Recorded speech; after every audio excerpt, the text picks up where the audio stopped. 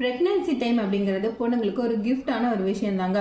அவங்க கன்சீவ் ஆயிட்டது ரொம்பவே சந்தோஷமா இருந்தாலும் தன் ஹஸ்பண்ட் எப்படி நம்மளை பாத்துக்கிறாரு அப்படிங்கறத பொறுத்து, அந்த 10 மாசம் அவங்க எப்படி கவனிச்சுக்கிறாங்க அப்படிங்கறத பொறுத்து தான் அவங்க ரொம்பவே சந்தோஷமா இருப்பாங்க. குழந்தையும் சந்தோஷமா வளரும். கரெக்டா?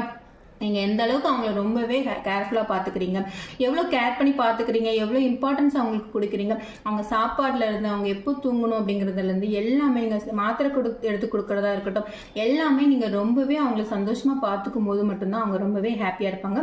குழந்தையோட க்ரோத்தும் ரொம்பவே சந்தோஷமாக வளரும். கரெக்டாக?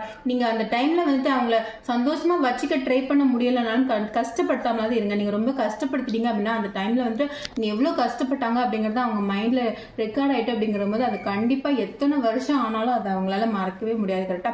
உங்களால சந்தோஷமா வச்சுக்க முடியல அப்படின்னாலுமே கண்டிப்பா கொஞ்சமாவது கஷ்டப்படுத்தாம இருங்க அப்படின்னு சொல்லிட்டு இந்த வீடியோ முடிக்கிறேன். இந்த வீடியோ பிடிச்சா லைக் பண்ணுங்க, ஷேர் பண்ணுங்க, சப்ஸ்கிரைப் பண்ணுங்க. அடுத்த வீடியோல பார்க்கலாம்.